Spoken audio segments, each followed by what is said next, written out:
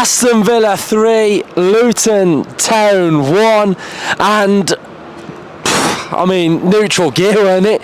Neutral gear pretty much all through that game until the last 10 minutes. But first of all, we've got to mention that right now, as of recording right now, Aston Villa sit 4th in the Premier League, which is mission accomplished from this game.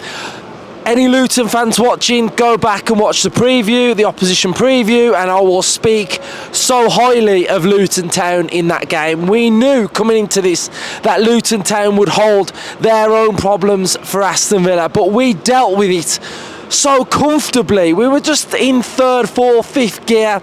It was all at Aston Villa's pace, just like the AZ Alkmaar game, and you know, we just did enough to win the game. We controlled possession, we attacked when we needed to, we scored the goals at the right times when we needed to. Shout out to John McGinn, because that was straight off the training ground. He ran straight to Austin McPhee when he scored that goal. Moussa Diaby, brilliant to see Diaby get a goal in front of the Holt end, and then, you know, he set up that last one, own goal. I think it came off Lockyer or whoever, and then we had a mad 10 minutes where we were quite loose with the ball, but you know, we're 3-0 up and absolutely cruising. The Olays came out, the "we want our ball back" chant came out, and that just shows how good Aston Villa played in that game. And you know, I spoke about it all week. It was going to be a difficult game. They attack, they don't just sit with that low block, but we did enough to win, and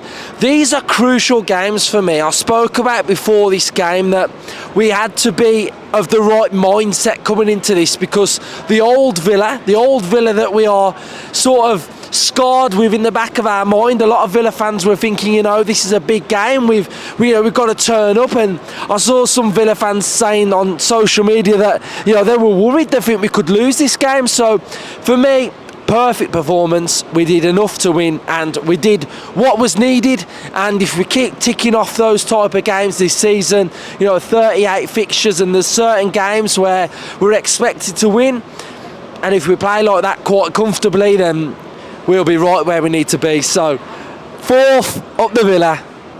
So last week we had a special guest, Luis Miguel Echegaray. Now we've got Jack. How are you, mate? I'm so good, Luke. Thanks for having me on. So impressed by what you guys do. You're always getting the show up so quickly. I watch it on YouTube like after the match almost every week, and being here at Villa Park is so special. So finally witnessing, I think have you seen Emery's side before? Only in the States. This is my 3rd time at Villa Park today. I saw once under Gerrard last year. It was a 3-3 against Leeds, and then I saw us beat West Ham here 10 years ago. So talk to me about an Unai Emery, witnessing that.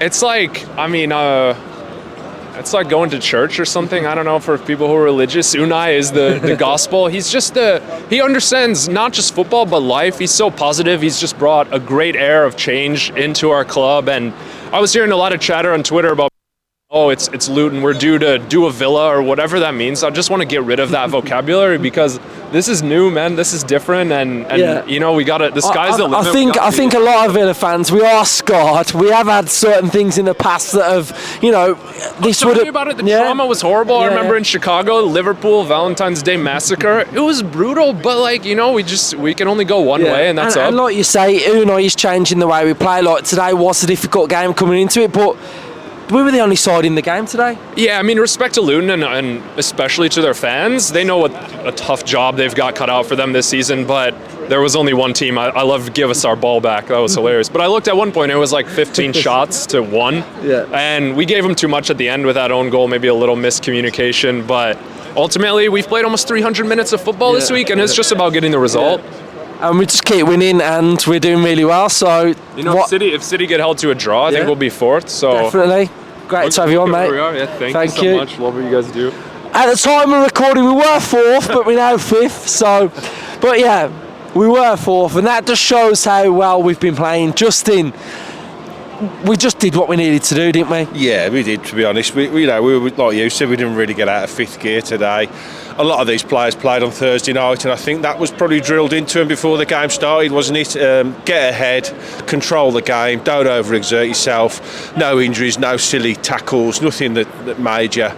We stepped it up in the second half, we got the second, then the third. Disappointing to concede one, bit of a bizarre own goal to be fair, but overall, you know, comfortable win at home again. You know, Luton, I probably did them a bit of disservice before the game. You know, I thought we could beat them. I thought we could beat them comfortably. I was probably hoping for a few more goals, to be honest, but that's just getting a bit blasé. You know, these teams aren't going to rock up. They defended well. They set the team up really well. I thought they did okay. They didn't really look a threat all game, did they? But overall, really chuffed with the win. 12 games now. Is it 12 games in a row at home? It's just ridiculous. So we're going to have harder games. We know that, but these games you have to put them to bed, and that's what. But these for me, these are quite our challenging games. Yeah, in the past we've lost them, haven't we? And that's where we've come unstuck. But you know, we never looked like. We never looked like losing this game, did we? The whole game, you know, the possession, the control, the stats bear that out. It was 75% possession. 20 odd, well, at the half time I think it was about 20 shots, wasn't it? So, you know, we was never going to lose it, was we? It was just a matter of how many we wanted to score, and we didn't really have to go at them, did we? I think if we'd have gone into first or second gear we could have absolutely destroyed them, but saving our legs for bigger games to come, I think that's the overall. And finally, your friends treated you today to the lower grounds. So how's your experience, honestly, being in the lower grounds? Honestly, I've really enjoyed it. I think it's been really good. The food's good, the drink's good, the atmosphere's good in there. I know a lot of negativity gets thrown around. I can only speak as I found, and it's really nice. It's lovely. There's some lovely big screens, hot dogs, there's burgers, there's chips, there's nachos, there's beer, there's wine. We've been treated to people like Jed Steer's been in there. A lot of the 82 cup winners have been in there talking to everybody. And I think I've had about 45 quid's worth of food and drink, so you know it's made up for it for that, to be honest. And when the winter comes, you know, it's nice to be somewhere for 2 or 3 hours before the game, and I'm going to go in there for an hour now and have a sit down, watch the game, have a pint, have a chat with a few people. So I think before you really slag it off, just maybe go and experience it. It's you know, not for everyone, I understand that, and you know, some people can't afford it, and that's fine, but you know, as a special occasion, as a treat, I think it's really well worth it, honestly I do. Up the Villa? Up the Villa. 11, 12, 13, 14. The number will keep rising if we continue to play like that. They're all pending it now, mate. What do we say? Who's the next victim? Fulham. Fulham, we're coming for you. But yeah, professional job today. Professional job. Completed it with ease, I thought. Completed it with ease. Good goals, steady. Didn't cause us much problem at all. Didn't really get out of second gear. It is pleasing that after European games we are still undefeated. We keep picking up wins. I think we've just got 1 draw against Wolves away, so that is a pleasing thing to see. And performance-wise, steady, wasn't it, mate? Steady. That's the thing. Like, I know some fans might be like, okay, we weren't explosive, we weren't counter-attacking at will, but for me, that's a great performance because they're coming here scrapping away for their lives, and 3-1, and we were just completely comfortable. Yeah. I don't think it needed to be anything else, really. No. It's so steady, so professional. Yeah. Like, it's pure like Emery professional performance. But you know what? He'd be fuming with the end.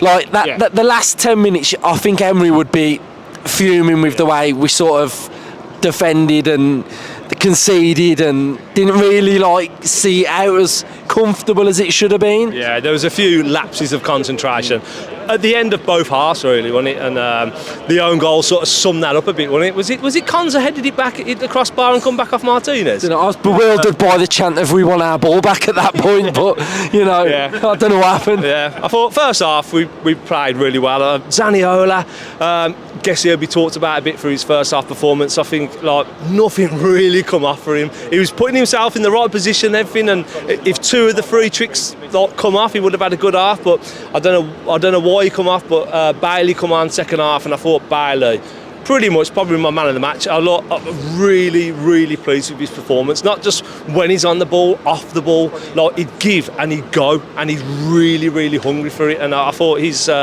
performance, like brought the second half to life where it could have drowned out a bit. But all in all, I'm mega happy with that. I would have took one before cool, calm, composed, 3-1. 3 points. Tick. Next, who's next? And that's what we wanted. We just want professional performance because so many times down the years this would have been a banana skin. Like we would have been playing high or something, and they would have got through, they would have scored, and we would have been chasing the game, and it wouldn't have happened, and we would have missed chance after chance. But this is a different Villa and a different mindset heading into these games. No longer is there a fear of being underprepared. We will be prepared for every game, and today just like second gear, three goals, 3 points in the Premier League. It's not easy to do for anybody. So to do that, and you got to be absolutely buzzing with it. And then, like we say, like last week we won, midweek we won, today we've won. We just like winning, don't we? This is the norm now. You know, I mean, Carragher, when I was on the overlap, was saying Europe would be a problem for Villa, but we buried that. There we go. Can't wait to see you again. Might fucking 2 minutes happens, mate. Great to have Martin here with us from Ireland. So, how was it in the lower north? A bit rowdy, yeah. It wasn't too bad now, yeah. And what did you make of the game today? I think you've got a 100% winning record recently, haven't you? Yeah, so this is my 11th game, so now I've seen 9 wins and 2 draws. You need to come more often, don't you? But, you know, great performance, cruise control from Villa. What did you make of it? To be honest with you, I didn't think it was as dominant as I would like now, because certain games, like, I know no discredit to Luton now, but we show that we have a better quality than them, and like we know we can handle them. But if say like that was a different, like a mid-table team, a bit higher up the table, they would have caught us on the counter. But we done enough to get the 3 points, and for me, that's all that matters. Yeah, there was some. I think Diaby stood out for me. Pau Torres was good, and then other players just fall into normal type. Luis was great, Kamara was great. So who would you say stood out for you today? Definitely Diaby. You know, he finally got his first goal at Villa Park, and I think that was a credit to him. And I thought he got the second goal just from my end, but then when I seen the replay, it was an own goal. But you know, either way, he was involved with the third goal, and you know, he's definitely the man of the match for me. Awesome. Up the Villa. All right, mate. Thank you.